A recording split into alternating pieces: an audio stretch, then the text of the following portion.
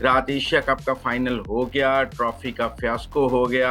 India ने अपना एक नया स्टांस दिखाया। वो कहते हैं किसी पाकिस्तानी जो ट्रॉफी नहीं लेंगे, कोई चीफ गेस्ट पाकिस्तानी नहीं होगा क्योंकि वो ट्रॉफी नहीं लेंगे, तो अब आईसीसी उनकी ये डिक्टेशन भी मानेगा। इंडिया ये कर रहा है जी कि unfortunately because of being the 76-77% contributor of financial muscle, Indian Premier League है वो $12 बिलियन का ब्रांड बन गया और वो वर्ल्ड क्रिकेट की अट्रैक्शन बन गया। आईसीसी जो है वो लेजिस्लेटिव बॉडी है और वो फुल मेंबर वोट पे चलती है। England, Australia, New Zealand, West Indies India के खिलाफ खड़े होंगे। नहीं, ये नहीं खड़े होंगे। इस वक्त अगर आप हार की बात करेंगे तो आप इंडियन एजेंट हैं। सलमान अली आगा एक बहुत अच्छा पाथवे से आया हुआ क्रिकेटर जो कि टेस्ट क्रिकेटर और वनडे का स्पेशलिस्ट है। उसको तो T20 से 6 किलोमीटर दूर रहना चाहिए। उसको दुनिया की कोई फ्रेंचाइज नहीं लेती। आपने उसको कप्तान बना दिया। अस्सलाम वालेकुम नाज़रीन, मुजम्मिल सरवर्दी के ऑफिशियल यूट्यूब चैनल के साथ मैं हूं मुजम्मिल सरवर्दी। रात एशिया कप का फाइनल हो गया, ट्रॉफी का फियास्को हो गया। इंडिया ने अपना एक नया स्टांस दिखाया। पहले वो कहते थे पाकिस्तान से पाकिस्तान में नहीं खेलेंगे, अब वो कहते हैं किसी पाकिस्तानी से ट्रॉफी नहीं लेंगे। इस पर बात करने के लिए मेरे साथ मौजूद हैं डॉक्टर नुमान नियाज, क्रिकेट एक्सपर्ट हैं। आप सब इनको जानते हैं, मुख्तलिफ टीवी स्क्रीन पर आप इनको देखते हैं, क्रिकेट पर इनके तबसरे। मैंने सोचा कुछ इनसे समझें। अस्सलाम वालेकुम डॉक्टर नुमान साहब। वालेकुम सलाम मुजम्मिल भाई, कैसे हैं? खैरियत से आप? ठीक ठाक। डॉक्टर साहब, इंडिया का वेल प्लान्ड होगा कि आइंदा कोई पाकिस्तानी किसी आईसीसी सेरेमनी है उसका चीफ गेस्ट ना हो। उन्होंने रात ये बात लिख दी कि आइंदा कोई चीफ गेस्ट पाकिस्तानी नहीं होगा क्योंकि वो ट्रॉफी नहीं लेंगे, तो अब आईसीसी उनकी ये डिक्टेशन भी मानेगा। देखें, आपने बड़ी अच्छी बात की। We are not going to talk about cricket, हम इस चीज पे फोकस करते हैं। हम्म। क्योंकि क्रिकेट में तो आपकी बहुत नाअहली है। जो आपकी क्रिकेट टीम यहाँ तक पहुंची वो तो छोड़ दें आप। हम्म। ये जो कल हुआ है ना मुजम्मिल भाई, बिकॉज आपके साथ मैं शो कर रहा हूँ तो आपको कुछ बताऊंगा कि क्रिकेट ने बहुत बड़े बड़े टॉर्नामेंट्स जो है जिंदगी में इंड्योर किए हैं सिंस 1876। अगर आपको याद हो कि कॉलोनियलिज्म जब था ब्रिटिश, तो वेस्ट इंडीज में जितने मर्जी तगड़े ब्लैक क्रिकेटर्स होते थे लेकिन उनके ऊपर एक मीडियोकर वाइट कप्तान रखा जाता था ब्रिटिश कॉलोनियलिज्म की वजह से। ये 1928-29 से लेके 1960 तक चला, जब सर फ्रैंक वॉरेल को फिर एवेंचुअली कंसीड करके कप्तान बनाया। आप यहाँ पे शौक में चले जाएंगे कि ऑस्ट्रेलिया की ऑल वाइट पॉलिसी थी। वेस्ट इंडीज ने टूर किया था ऑस्ट्रेलिया का 1933 में। वहां पे ब्लैक्स को और वाइट्स को एक ही टीम के जो क्रिकेटर्स थे उनको दो सेपरेट होटल्स में ठहराया गया था। इतना डिस्क्रिमिनेशन होती थी। जहाँ पे लैरी कॉन्स्टेंटीन को लॉयर थे और उन्होंने फिर इसको सीरियसली लिया था। फिर अगर आप इसमें देखें, एक बॉडी लाइन हुई थी जब ब्रैडमैन को आउट करने के चक्कर में एम्प्लॉय किया था डगलस जार्डीन ने 1932-33 में। वहां पे ऑलमोस्ट इंग्लैंड और ऑस्ट्रेलिया के ताल्लुकात इंटरनेशनल लेवल पर खत्म होने जा रहे थे, डिप्लोमेटिक ताल्लुकात। वहां पे डगलस जार्डीन को लान तान हुई थी। फिर आपकी यही आईसीसी थी जब इन्होंने 1962-63 में कॉमनवेल्थ से निकाला साउथ अफ्रीका को। वहां पे बेजल डी ओलिवेरा जो एक मल्टी कलर्ड प्लेयर थे, साउथ अफ्रीकन थे, जो इंग्लैंड को रिप्रेजेंट कर रहे थे, तो ऑल वाइट साउथ अफ्रीका में उन्होंने रिफ्यूज कर दिया था इंग्लैंड की टीम को इजाजत देने से। और साउथ अफ्रीका बैन हुई 1968-69 में और 1992 तक बैन रहे। अब आते हैं हम ये जो इंडिया कर रहा है। इंडिया ये कर रहा है जी कि unfortunately because of being the 76-77% contributor of financial muscle, और एक तो उन्होंने अपनी टॉप टीम भी दुनिया में रेज कर दी है, इंफ्रास्ट्रक्चर उनका दुनिया का बेस्ट हो गया। फिर उन्होंने क्या किया कि उनके जो इंडियन प्रीमियर लीग है वो $12 बिलियन का ब्रांड बन गया और वो वर्ल्ड क्रिकेट की अट्रैक्शन बन गया। आईसीसी का एक चीज बड़ी क्लियर लोगों को पता होनी चाहिए कि जो फीफा है वो गवर्निंग बॉडी है और वो डिसीजंस ले सकती है। आईसीसी जो है वो लेजिस्लेटिव बॉडी है और वो फुल मेंबर वोट पे चलती है। तो उस लिहाज से चाहे आयरलैंड की टीम है या अफगानिस्तान की टीम है या इंडिया की टीम है, पाकिस्तान तो आप छोड़ दें, ये सारों का एक एक वोट है और इक्वल फुल मेंबर्स हैं आईसीसी के। लेकिन हो क्या रहा है कि गेम हो गई पोलराइज। उन्होंने इंडिया ने पहले तो आपको अट्रैक्ट किया वर्ल्ड क्रिकेट को थ्रू मनी। उसके बाद बायलैटरल सीरीज में भी वो फाइनेंशियल जो उनकी अट्रैक्शन है मार्केट की वो सारी इंडियंस की होती है। अगर आपको याद हो 2002-2003 में साउथ अफ्रीका में जब सचिन तेंदुलकर पे माइक डेनिस जो मैच रेफरी थे उन्होंने बॉल टेम्परिंग का चार्ज लगाया था, तो इन्होंने तीसरा टेस्ट साउथ अफ्रीका को कंपेल करके डेनिस के बगैर खेलने की कोशिश की। 2008-9 में मंकी गेट स्कैंडल हुआ था जहां पे हरभजन सिंह ने मंकी कहा था एंड्रू साइमंड्स को, और पहले पिनलाइज किया आईसीसी ने। फिर वो जब प्रेशर आया इंडिया के पैसों का तो वो डिसीजन रिसिंड कर लिया उन्होंने और ऑस्ट्रेलिया कुछ नहीं कर पाया। कल जो हुआ है जी, this is not to Pakistan. They have tried disgracing and devaluing the office of Asian Cricket Council and of a full member जो बोर्ड है उसके ऑफिस को। सेकेंडली, यस, ये प्री प्लान था, क्योंकि you will find it interesting कि India पहले boycott करना चाह रहा था, क्योंकि 10th मई को बाद वो डाइजेस्ट नहीं कर सका हुआ वट एवर हैज ट्रांसपायर्ड, क्योंकि उनकी जो मिलिटरीली ह्यूमिलिएशन हुई है, उनकी जो जगसाई हुई है दुनिया में, और जिस तरह पाकिस्तान का ग्लोबल इमेज चेंज हुआ है, they are bad losers, so they could not tolerate all this. और जो नरेंद्र मोदी हैं, he had gone weaker on his legs because of the reason कि वो जो उनका एक एक्सट्रीम व्यू था एंटाई पाकिस्तान एंटाई मुस्लिम, एक नैरेटिव था जो उनका टेम्पलेट था, वो कांग्रेस ने भी उनको उड़ा के रख दिया, और ही हैड नो ग्राउंड्स। जो आईसीसी के चेयरमैन है जय शाह, वो अमित शाह के साहिबजादे हैं। अब आ जहाँ तक आईसीसी की बात आती है, आईसीसी का एक कोड ऑफ एथिक्स होता है, एक code of ethics for directors होता है जिसमें बोर्ड वगैरह आते हैं, एक इनका आईसीसी कोड ऑफ कंडक्ट होता है जिसमें एक कोड ऑफ डिस्क्रिमिनेशन है। मैं डिटेल्स में अगर चाहते हैं मैं चले जाऊंगा, 2.1.1, 2.1.2, उसके बाद 2.4 है, फिर आर्टिकल ऑफ एसोसिएशन है आईसीसी का, जो कि कंपेल करता है हर मेंबर को इंसान बनने के, रह के और डिसिप्लिन में रहने का। तो जो कल हुआ वो कॉन्ट्रावीनिंग था to the ICC code and code of ethics और उनके आर्टिकल ऑफ एसोसिएशन पे। इस पे मिनिमम तो पाकिस्तान तो डेफिनेटली प्रोटेस्ट करेगा। जब आप प्रोटेस्ट करेंगे, एशियन क्रिकेट काउंसिल भी प्रोटेस्ट करेगा। तो आईसीसी ये नहीं हो सकता कि इंडिया को स्कॉट फ्री जाने दे। अगर स्कॉट फ्री जाने देगा तो उसके साथ ये होगा कि आईसीसी अपने ही लॉज को कॉन्ट्रावीन करेगा। लेकिन लेकिन जो हम देख रहे हैं जिसमें इंडिया का डिजाइन है, क्योंकि ये प्री प्लान था, आईसीसी का चेयरमैन संजोग गुप्ता है इनका चीफ एग्जीक्यूटिव ऑफिसर, इनका चीफ फाइनेंशियल ऑफिसर, इनका कमर्शियल चीफ और इनका head of events and communication सारे हिंदुस्तानी हैं, देर ऑल इंडियंस।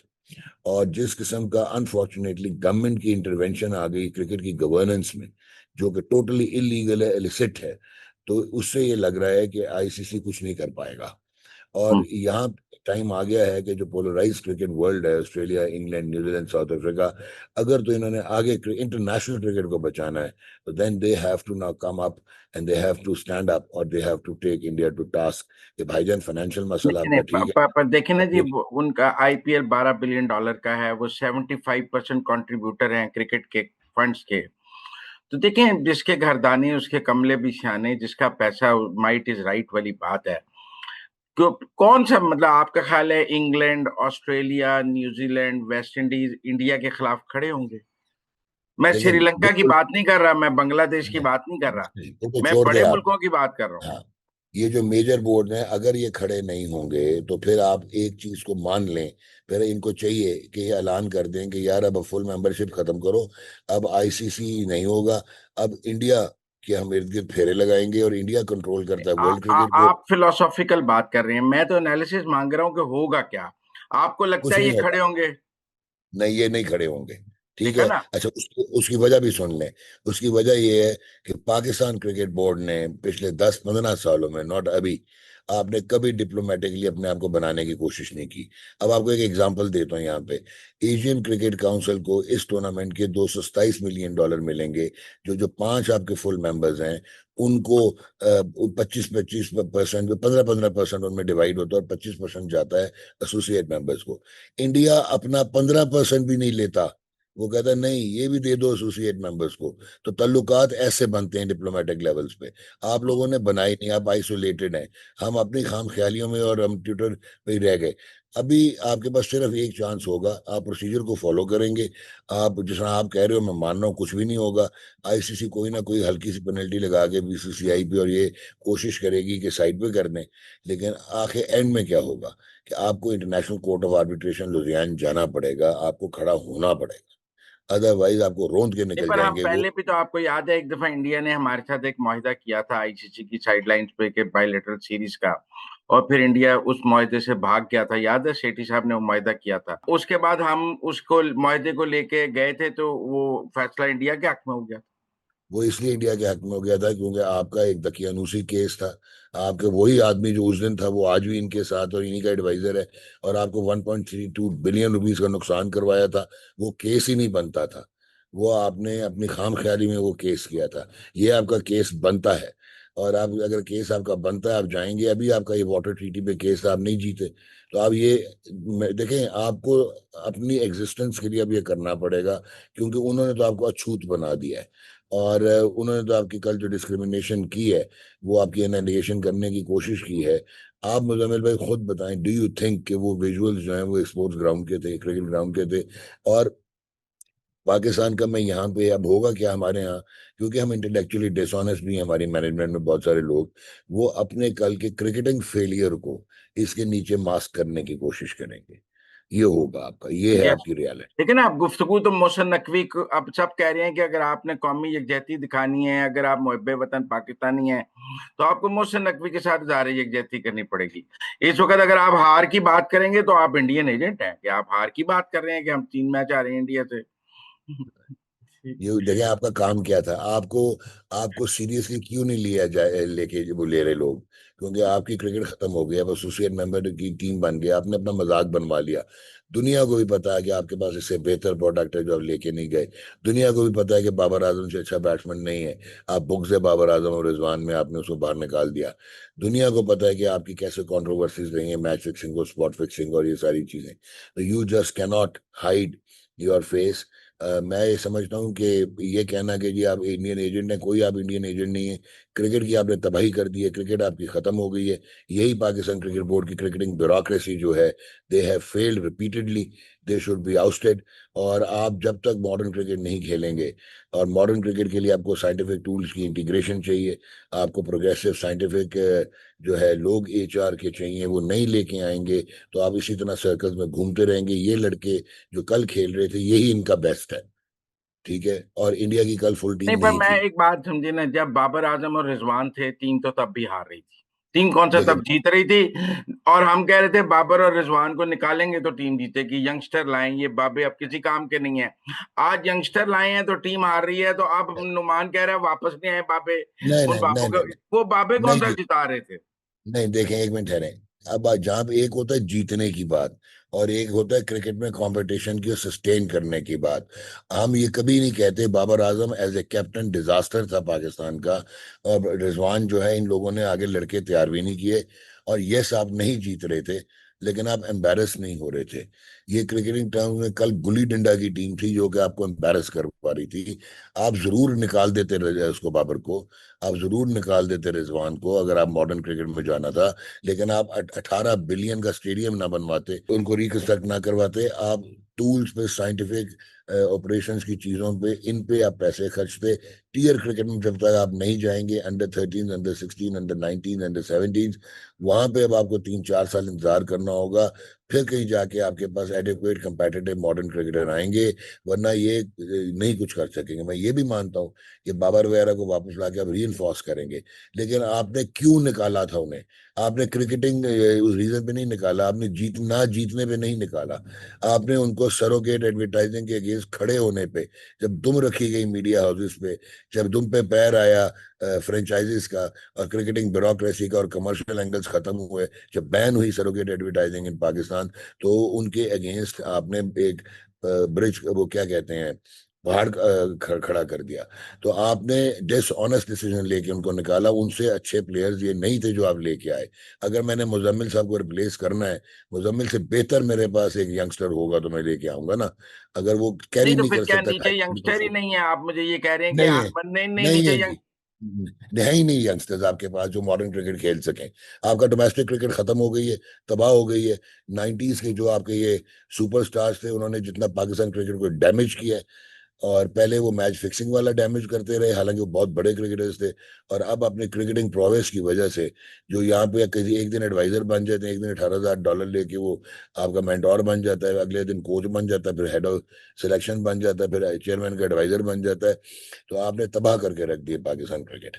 अच्छा, अब सूरत हाल ये है कि थोड़ा कल की हार पर भी बात कर लेते हैं। कुछ लोग कह रहे हैं हारिस रऊफ ने हराया, Haris Rauf should be kicked out. अब कुछ मैं मतलब मुख्तलिफ, मैं आपको जरा 1 मिनट, आप मुझे 1 मिनट दें। वो कहते हैं शाहिम अयूब को निकाल दें, बाबर का मिंतरला करके वापस लाएं, जो बात आप कह रहे हैं, हारिस को निकालें और किसी यंगस्टर को मौका दें, हारिस रऊफ को निकालें, नसीम शाह को लाएं, सलमान आगा को निकालें, सऊद शकील को लाएं। ये चेंजेस विल पे। देखिए बात सुने, again by reinforcing failures you are not going to go anywhere. आपने किया है जो जुल्म किया था। सलमान अली आगा एक बहुत अच्छा पाथवे से आया हुआ क्रिकेटर, जो कि टेस्ट क्रिकेट और वनडे का स्पेशलिस्ट है। उसका T20 क्रिकेट से कोई लेना देना नहीं है। ही उसको तो T20 से 6 किलोमीटर दूर रहना चाहिए।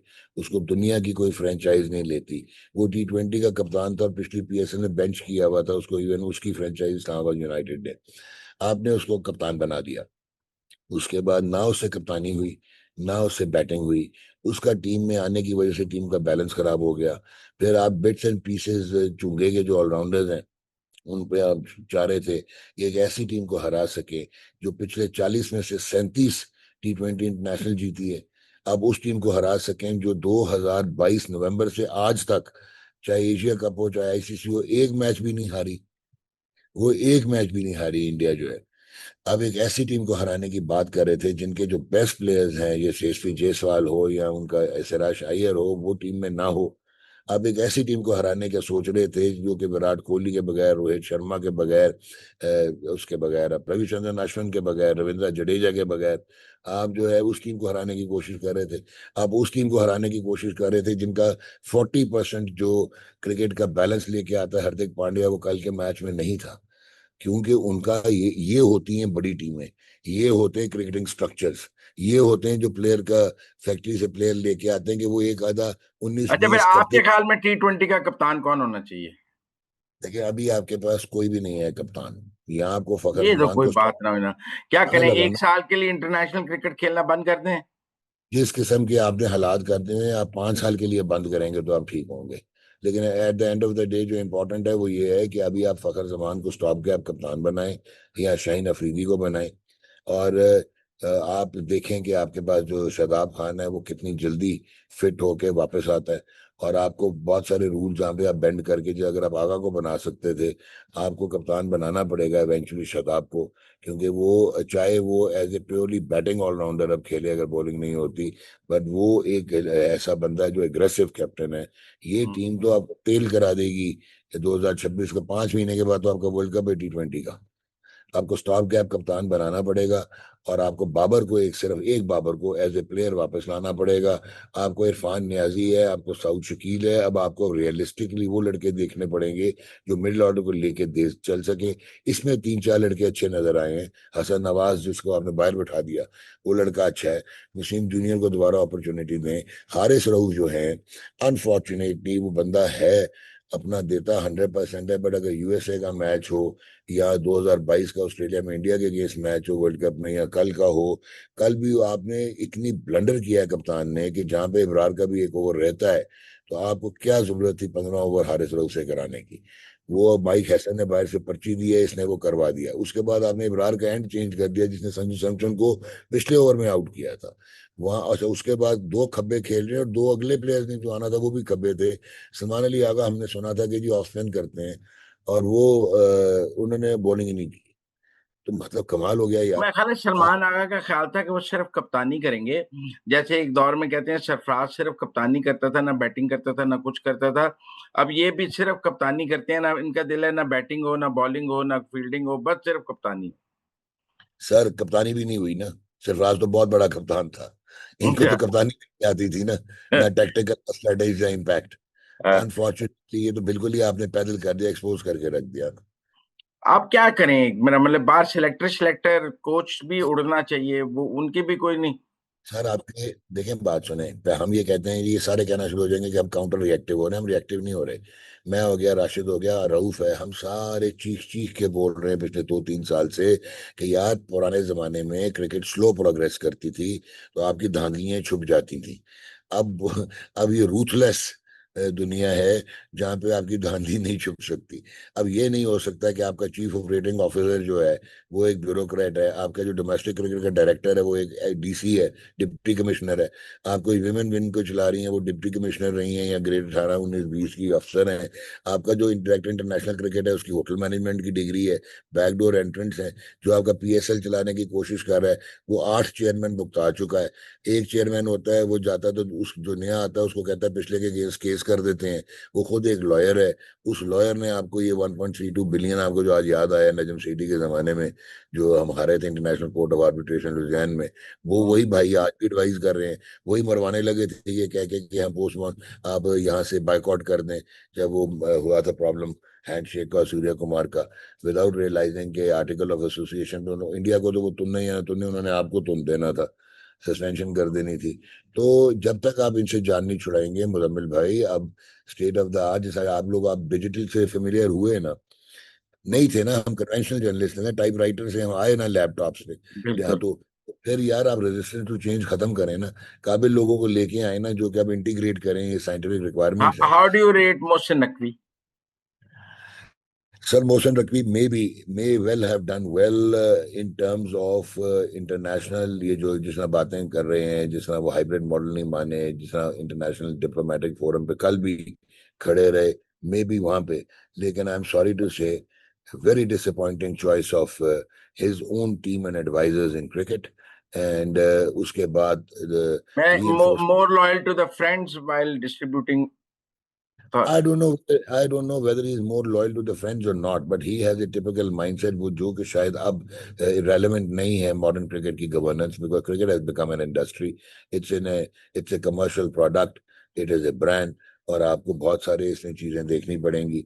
और ये जो रेजिस्टेंस टू चेंज में ये रह गए, रेजिस्ट करते रहे, गलत प्रायोरिटीज हैं, मिसप्लेस प्रायोरिटीज थी, आपने स्टेडियम से 18 बिलियन लगा दिया। तो फिर आप नुमान तो ये कह रहे हैं कि जब तक मेरा मतलब पीसीबी नहीं बदलेंगे यस, तब तक वो फिर क्रिकेट नहीं ठीक हो सकती। नहीं, क्रिकेट नहीं ठीक हो सकती। क्रिकेट को आपने बहुत तबाह कर दिया, बहुत पीछे चले गए आप, हम्म, तो बहुत पीछे। तो अब मैं कंक्लूड करूं तो ये नुमान की और मेरी गुफ्तगू ये है कि सलमान आगा से जान छुड़ाएं, ये पार्ट टाइम ऑलराउंडर से जान छुड़ाएं, सारों से बाबर आजम को लेके आए, या ठीक है ना, और पीसीबी के जितने ये जो ओहदे हैं ये प्रोफेशनल्स को दें, ये ब्यूरोक्रेट से जान छुड़ाएं, यही कह रहे हैं ना आप हमें? बिल्कुल बिल्कुल बिल्कुल, और टाइम आपके लगेगा। नजदीक तो बड़ी सर्जरी यही है। हाँ जी, और फिर आपकी कौम को भी आपको पेशेंट होना पड़ेगा, अगर right people for the right job आ जाएं। और आप लोग, इसमें 3 से 4 साल लगेंगे बिफोर यू स्टार्ट थिंकिंग कि आप बड़ी टीमों के साथ compete करेंगे। टीम बनाने में 3 साल लगेंगे।